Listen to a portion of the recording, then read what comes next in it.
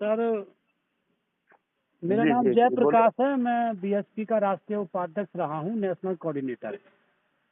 जी जी तो मैं आया था यहाँ पे नमस्कार लामा साहब के पास में, तो उन्होंने बताया कि जी भाई हमने तो काफ़ी प्रयास किया था। हमारे वकील हैं जो है एडवोकेट जी अशोक जी, उन्होंने भी प्रयास किया था, लेकिन जो है इनकी तरफ से कोई जी ऐसी जो है वो नहीं किया गया। तो मैंने चलो ठीक है, लो मैं भी वकील साहब से जो है तो सर, जी तो ये निकल जाए तो अच्छा मैसेज जाएगा इसमें जो है, तो जिससे कि मिल करके फिर काम आगे बढ़ सके ये। जी जी। जी सर। हमसे सर जी आपका क्या सवाल है? मैं सवाल सवाल क्या, मेरी तो रिक्वेस्ट है कि उनको विनयचार्य बनते जी को बाहर निकालने में हमारे इस पक्ष से भी प्रयास किया जाए कि भाई हम सहमत हैं कि उनको बाहर निकाला जाए। इन्होंने जो अभी लामा जी हैं, आकाश लामा जी, जी इन्होंने दो शब्द भी कहे कि आप ही मेरे इकलौते वकील हैं, और किसी बोझ जी का भी है। जी एक बात 100% सही है। मैं प्रारंभ से, जब इस आंदोलन का आगाज हुआ था, जी मैं तब से इस आंदोलन के साथ जुड़ा हुआ। जी ये हमारे गुरु हैं, हमारे फादर भी हैं, के बोध साहब, मैं उनको पिता के समान इज्जत करता हूँ।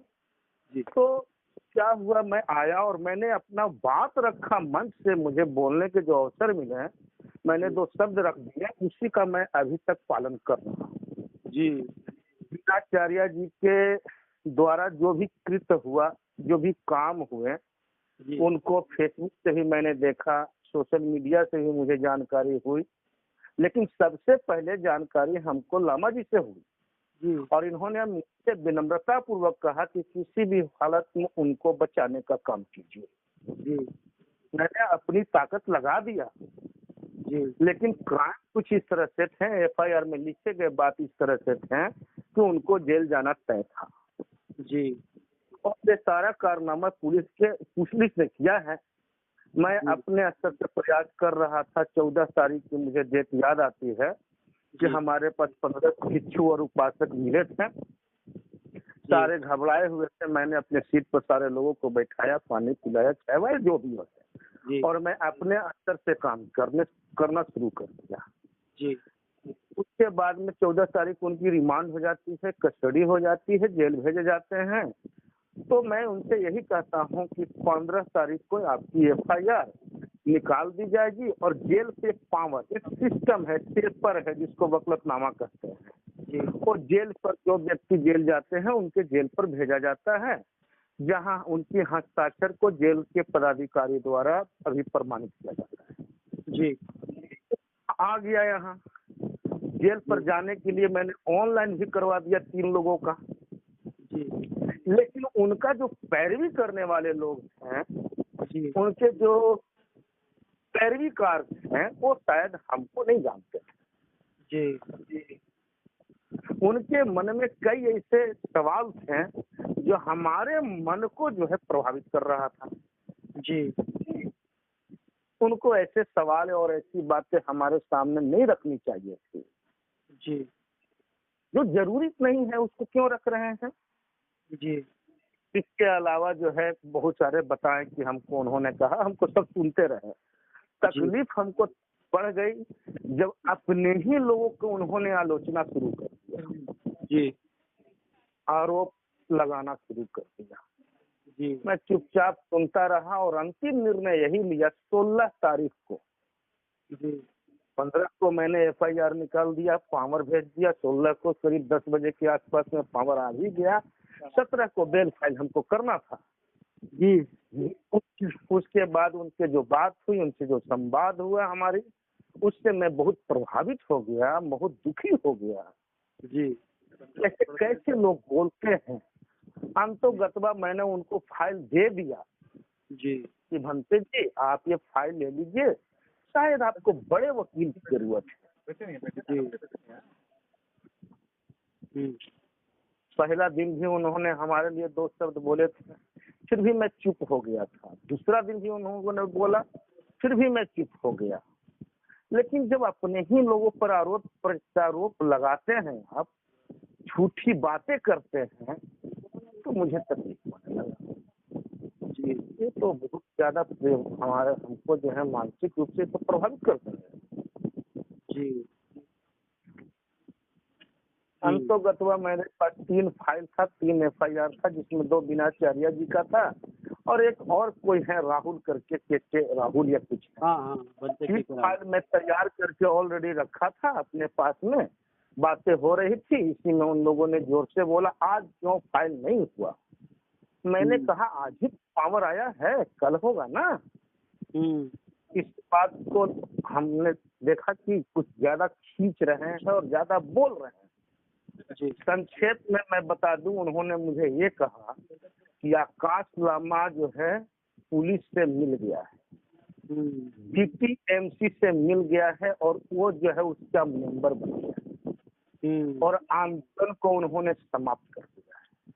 जी बिना शर्त के आंदोलन को समाप्त कर दिया और बीपीएमसी और पुलिस से मिल गया है। और मैं 14 तारीख को जितने लोग आए थे उसमें से ढेर सारे लोग अरेस्ट हो गए। जी मुझे बहुत आश्चर्य हुआ कि एक भिक्षु इतना झूठ कैसे बोल सकता है, जी जो बिल्कुल झूठ मुझे लगा, सफेद झूठ लगा मुझे। अंतोगत्वा मैं और नहीं ज्यादा बोलूंगा। उनको फाइल मैंने कहा भंते जी ऐसा है कि आपको बड़े वकील की जरूरत है और आपके पास में वकीलों का लिस्ट है। वो हमको दिखाते भी थे कि ये वकील के पास हमको भेजा जा रहा था, ये वकील के पास में हमको भेजा जा रहा था। मैं फिर भी आपके पास आया, ऐसे लग रहा था जैसे उन्होंने मेरे ऊपर एहसान कर दिया। जी अंतोगत में मैंने एक ही शब्द बोला, बनते जी ये फाइल ले लीजिए, और उन्होंने फाइल ले लिया।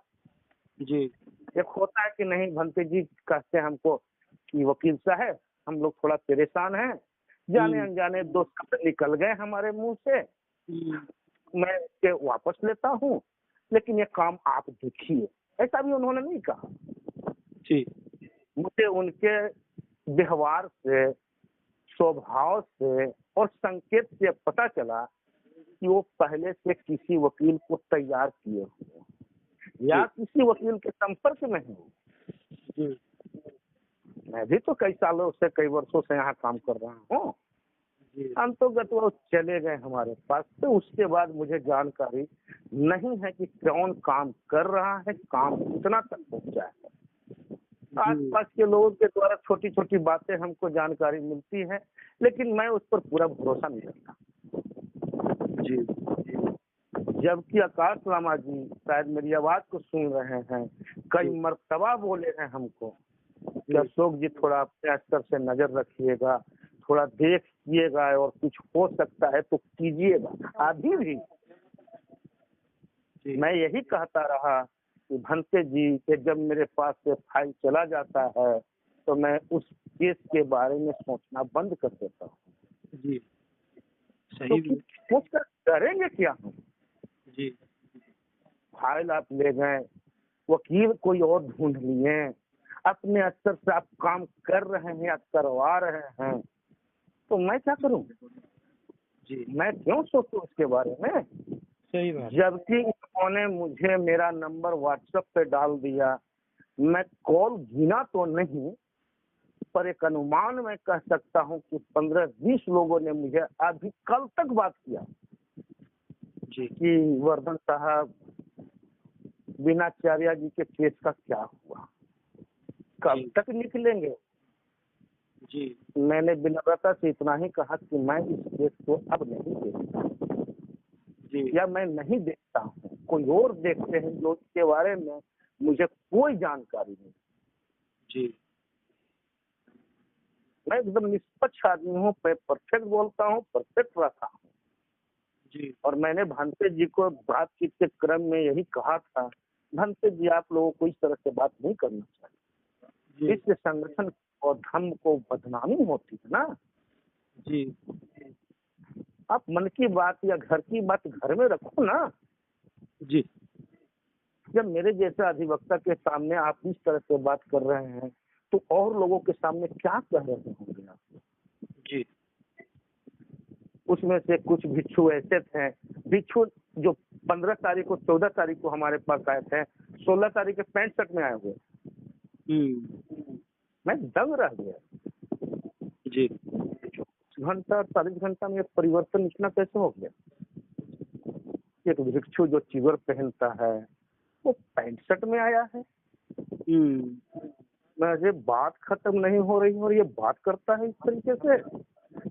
मैंने भांते जी से एक बार ये भी बोला था, मैंने भांते जी से बोला है ये सब बात कि भांते जी मीनाचार्य जी का उम्र क्या है, किस उम्र के हैं वो। तो ये तमाम बातें, कोई हमको कहता है कि महाराष्ट्र से, कोई कहता है मध्य प्रदेश से, कोई उत्तर प्रदेश, कोई दिल्ली, कोई बरेली, कोई इलाहाबाद, कोई लखनऊ। सबसे हम यही बोलते हैं कि मैं केस नहीं देखता। कोई नहीं सर। और मैं जी सर, जी इससे ज्यादा मैं कुछ भी अभी बोल नहीं सकता। क्या ठीक है मतलब सर। है? मैं जो है मैं आपसे मिलूंगा जल्दी, कभी थोड़ा समय हमें भी दीजिए आप कभी, तो मैं आपसे मुलाकात कर सकता हूँ चैम्बर पे आकर के आपके। हाँ हाँ हाँ हाँ, स्वागत है तो मैं आपका। नंबर ले लेता हूँ लामा साहब से। और आपकी टोन तो उत्तर प्रदेश की लग रही है सर।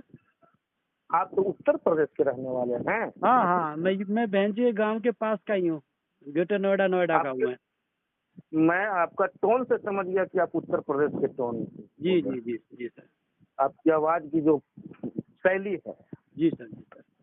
तो मैं जो सर आपका नंबर ले लेता हूँ वकील साहब लामा साहब से, और मैं जो है आपसे मिलता हूँ किसी बार। ठीक है सर, फिर बैठ के बात करते हैं इस विषय पे सर। बिल्कुल, स्वागत है, स्वागत। ठीक सर, ठीक सर। नमो बुद्धाय। नमो बुद्धाय।